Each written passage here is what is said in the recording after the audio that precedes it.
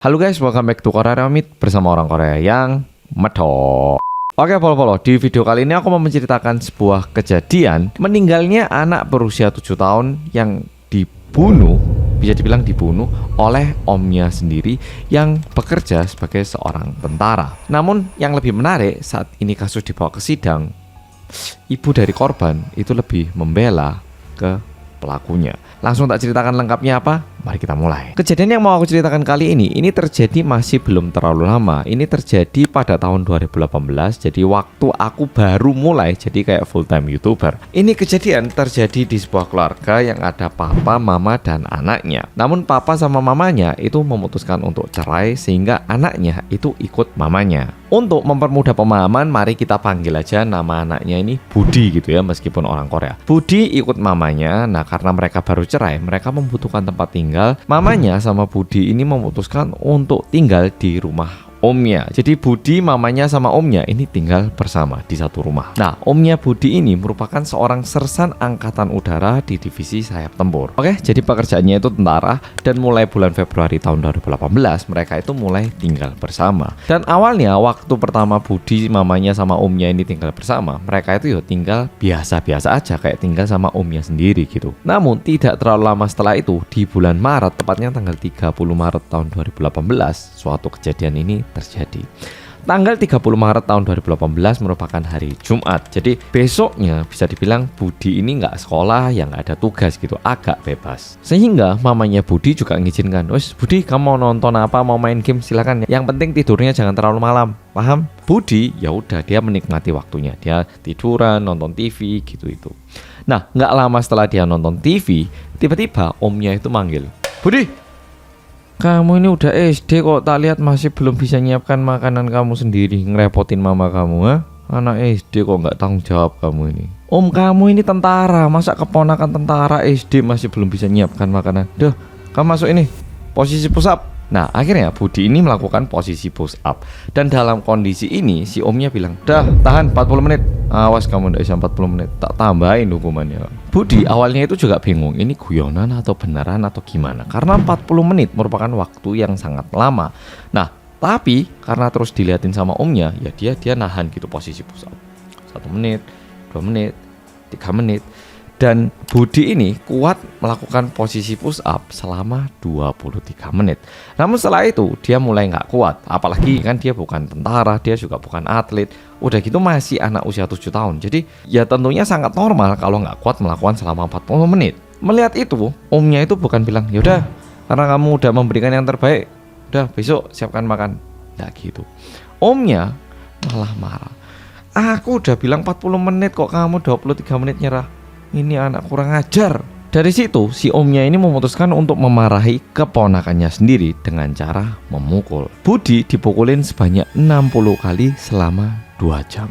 Dan sebenarnya pemukulannya ini dimulai dari jam 8 sehingga jam 10 itu baru selesai proses pemukulannya.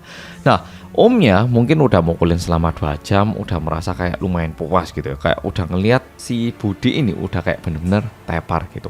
Nah, Budi yang benar-benar tiba-tiba disuruh posisi push up, udah gitu dipukulin selama 2 jam, dia ini benar-benar capek banget dan bilang ke omnya kalau dia itu ngantuk banget dan pingin istirahat. Dan karena jam menunjukkan jam 10, sebenarnya itu udah merupakan waktunya untuk tidur, khususnya untuk anak-anak seusia Budi. Jadi Budi udah dimarahin, terus dia masuk kamar. Mamanya yang pengen tahu kondisi anaknya memutuskan untuk masuk ke kamarnya Budi. Masuk ke situ, anaknya itu udah berbaring kayak tidur gitu. Nah, terus waktu mau dicek, mamanya itu ngerasa, loh, karena Budi itu udah nggak bernafas. Melihat itu, mamanya kaget banget, langsung manggil omnya. Omnya karena merupakan seorang tentara, langsung melakukan pertolongan pertama, ya kayak CPR yang gini ini. Dan bersamaan dengan itu, mamanya juga memanggil ambulans pada pukul 22.50. Tidak lama setelah itu, ambulans nyampe dan tim medis melihat kondisi Budi.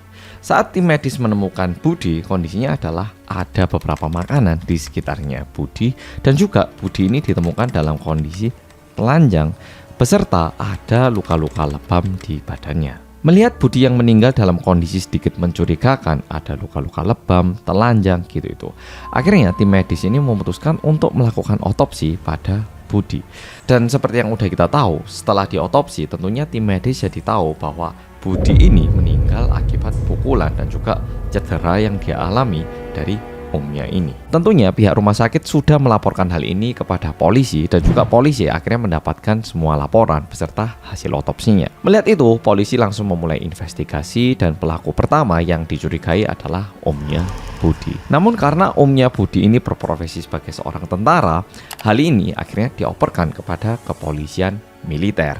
Ya, kalau misalnya orang biasa melakukan kejahatan, itu diperiksa sama polisi. Tapi kalau misalnya sesuatu itu dilakukan sama orang tentara, ini diperiksa sama kepolisian militer, ya PM itu. Sedangkan untuk ibunya, ini diperiksa di kantor polisi yang biasa. Mungkin agak berbeda dengan yang kita bayangkan.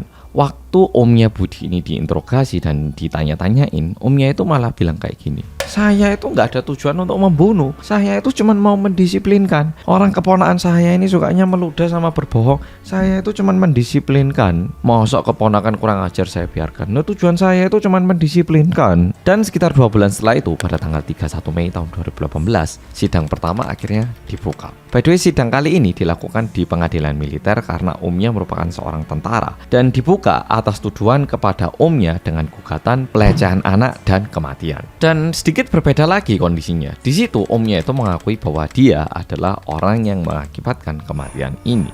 Namun di sini yang menjengkelkan adalah mamanya Budi. Di situ mamanya itu membuka suara dan malah membela omnya. Mungkin dari sudut pandang mamanya, toh anakku udah meninggal, ya udahlah kakak kandungku tak lindungi. Mungkin juga gitu, tapi kan ini merupakan pembunuh anaknya ya toh. Jadi ya agak membingungkan. Dan yang disampaikan oleh mamanya Budi adalah seperti ini. Pak Hakim, saya nggak mau kakak saya ini dihukum. Dan tujuan dari kakak saya mukul anak saya itu sebenarnya bukan karena dia nggak suka, mau mendisiplinkan. Dan sebenarnya kakak saya ini juga satu-satunya orang yang menerima saya dan juga anak saya setelah kami cerai. Jadi mohon agar kakak saya itu tidak menerima hukuman. Bilang kayak gitu. Dan akhirnya pada tanggal 17 Juli tahun 2018 sidang berikutnya dibuka. Dan di situ hakim menjatuhkan hukuman penjara 4 tahun kepada omnya Budi. Lah, ini kan padahal membunuh orang, jelas-jelas membunuh orang. Tapi kok cuma 4 tahun kenapa? Jadi di pengadilan mereka melihatnya kayak gini. Betul, ini orang membunuh keponakannya sendiri. Tapi omnya ini om baik loh. Orang waktu mereka itu cerai dibantu, dikasih tempat tinggal, udah gitu udah tinggal lebih dari 1 bulan. Dan didengar-dengar tujuannya kan mau mendisiplinkan anaknya. Ya salah sih membunuh, tapi ya 4 tahun cukup lah, gak usah terlalu lama. Kesannya itu kayak gitu. Dan di luar itu karena mamanya Budi juga mengajukan keringanan, sehingga hakim juga memberikan hukuman seringan mungkin. Dan satu pertimbangan yang dimiliki oleh hakim adalah omnya Budi waktu itu adalah orang yang menghasilkan uang dan menggunakan uangnya untuk ngasih makan adiknya dan juga Budi. Jadi kalau misalnya omnya ini dipenjara terlalu lama, bisa-bisa adiknya pun nanti itu nggak ada uang untuk makan gitu. Sehingga ya udahlah, kasihan juga adiknya nanti kalau misalnya kakaknya dipenjara terlalu lama. Kalau ini menurutku sedikit nggak masuk akal karena ya benar sih adiknya itu cerai, tapi bukan berarti adiknya kan bukan orang dewasa yang nggak mampu untuk mencari pendapatan sendiri untuk biaya makannya ya. Jadi nggak tahu apakah ini masuk akal untuk meringankan hukumannya, tapi ya pokoknya hakim dan juga sidang melihatnya seperti itu. Jadi kalau dipikir Juli tahun 2018 dia masuk penjara 4 tahun, seharusnya dia ini udah bebas tahun 2022, yaitu 2 tahun yang lalu. Dan tentunya di Korea untuk menjadi PNS, pegawai negeri mau tentara atau apapun, orang-orang yang bekerja untuk pemerintah itu nggak boleh ada catatan kriminal. Jadi harusnya dia itu nggak bisa bekerja sebagai seorang tentara lagi. Meskipun di satu sisi aku paham omnya pengen mendisiplinkan anak usia 7 tahun, tapi kalau mukul 2 jam kebangetan ya. Atau misalnya mukulnya 1 kali 2 kali karena benar-benar salah masih bisa dipahami. Tapi ini 2 jam, yo nggak tahu. Ya, jadi kejadian kali ini sampai di sini. Sebenarnya ini kejadian sangat disayangkan banget karena Budi harus meninggal. Udah gitu keadilan itu aku rasa kayak kurang dijunjung. Meskipun mamanya itu membela kakaknya sendiri, seharusnya pengadilan tetap melihat bahwa nyawa Budi itu senilai dan juga setimpal dengan nyawa orang lain. Bukan karena omnya, bukan karena mamanya, hukumannya ini diringankan kalau menurutku. Justru karena mereka ini omnya dan juga mamanya, mereka itu adalah orang-orang yang harusnya tuh bisa melindungi anak ataupun keponakan dari bahaya. Oke, polo-polo, jadi video kali ini sampai di sini. Terima kasih sudah nonton dan sampai jumpa di video